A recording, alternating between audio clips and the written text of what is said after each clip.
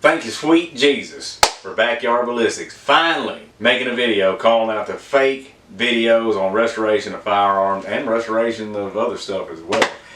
It's something that's been on my mind for about 6 months when I first discovered these restoration videos, which kind of spurred me as a professional gunsmith to go ahead and start videoing and putting up my restorations. If you haven't seen one of mine, it's a restoration of a 732 H&R. I'll put a link above and you can watch it. But here's the thing. These fake ass videos, these people are manipulating you. It's spews for views.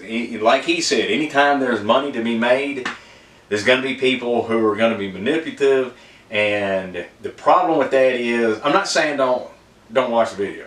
If you like listening to ASMR, like hearing the evapor rust being poured in the dish, and you know, the scratching and tweezers and stuff like that, I say, man, watch that video all you want.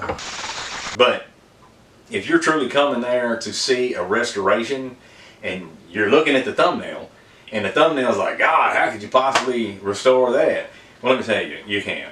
Alright, but if you're coming to see a video like that and you're thinking you're going to get some good content, not just some bubblegum for your brain, then these people are taking advantage of you, and it's annoyed the crap out of me since I first started this YouTube channel here not too long ago.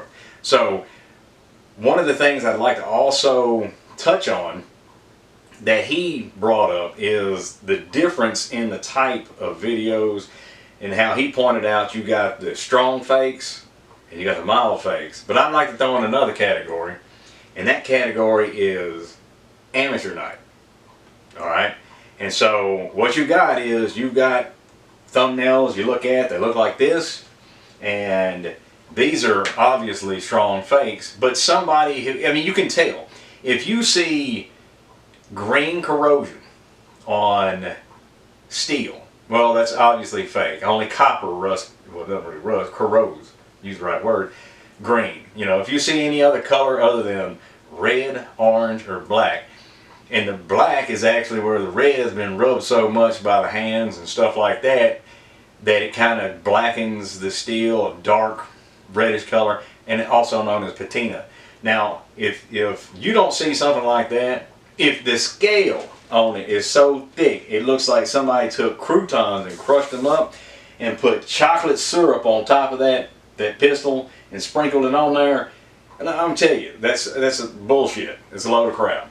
Because if steel was rusted and corroded that much, the scale is flaking away that much, there's no metal left to restore. You'd have to get the pits out and to make it something that you could shoot, you'd have to get all the rust out, then turn around and TIG weld up all the pits, machine them back down. You're basically starting from scratch. It's insane. It just doesn't work that way.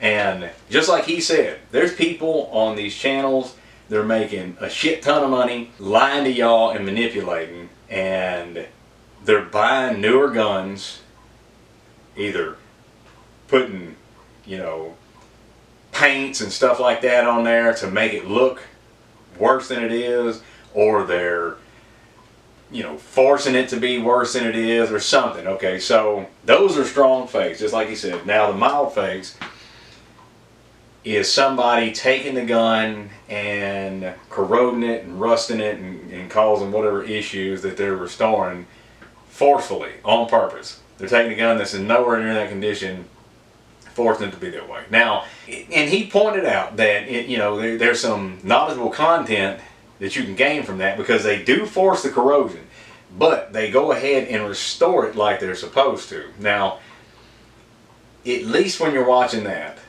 you walk away with some knowledge on how a restoration process is done.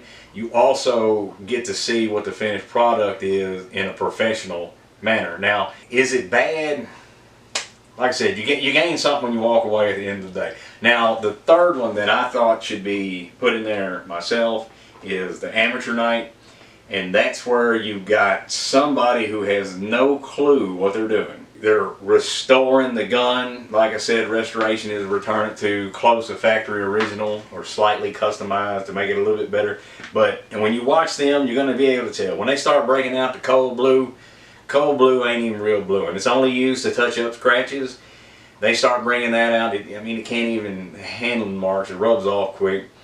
then you know it's amateur night, and you don't need to take anything you're watching with a grain of salt. When the fit and finish from the butt plate to the wood has steps or, you know, gaps or whatever, it should be a smooth transition from one to the other. As a matter of fact, little professional tip, when you are sanding your wood, you've got your butt plate on there, you've got your trigger guard on there, depending on the trigger guard, you've got your front snable on there. These things are sanded together so that when you rub your hand across it, you can't tell the difference. Maybe slightly, but you can't really tell the difference. That's professional work. Now, so when you see one of them break out the blast cabinet in the cold blue and, you know, all that kind of jazz, you realize that you're, take it with a grain of salt, that you're just simply watching this guy, his little home hobby project. He's not actually restoring anything. Now I want to go ahead and show y'all the correct way to restore. This is one of the ones we did back about a year ago. It was me and my son. This was in a fire. A friend of mine's house burnt, and he was home on leave. He's in the Marine Corps, and we went ahead and you know, I was training him on how to do it.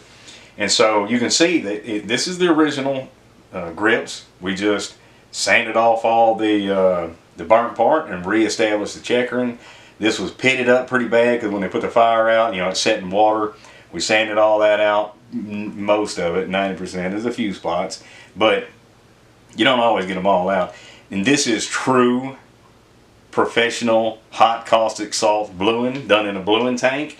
It's you know, it's done with sodium hydroxide and potassium nitrate. As a matter of fact, I get this stuff from Brownell, the professional gunsmithing supply company. This is another one that we did. This one right here, we actually started this one before I started the YouTube channel, and I did get some of it in some footage. I'll put a link above on slow rusting, bluing the barrel, but this thing was pitted from one end to the next. Now what I want y'all also to understand is, and I don't remember if he touched on this, but I want to touch on it. These guys aren't finding these on battlefields, been stuck in the mud for 100 years. They're not finding them in castle walls and all this crap, and creeks been 50 years. That's a load of crap. They're buying them off Gunbroker. They're buying them from auctions, or they're going to gun shows, and they're finding these guns that are in poor shape, and they're taking them and making videos. Like this one, I found it on Gunbroker, got it 50 bucks. It was rusted pretty heavily. It was scaled up pretty good, but not so bad it couldn't be fixed. And so from the receiver to the barrel was heavily pitted, and we sanded out all the pits, color case hardened the receiver, and then slow rust blew the barrel, which you'll see how to do that in the video if you want to know how. But let's go ahead and do a lightning round, and let's see if y'all can help me pick out the real from the fake. This one right here is obviously fake. I mean, it's obvious fake. This one's fake, fake, fake, fake as hell. Now this one's real. This one's fake, fake, fake, real, and last but not least, this is the fakest one of all. This one takes the cake, it's so fake.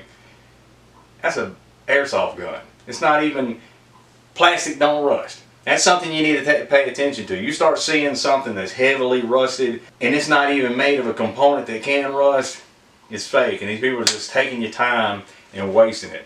I'm surprised that YouTube has yet to catch on to this is just clickbait. They just figured out another way to clickbait. So anyway, go ahead, hit that like and subscribe. Make sure you go to Backyard Ballistics videos, watch his stuff. He's really good. And pay attention to my other upcoming videos on restorations and stuff, and I'll see you on the next one.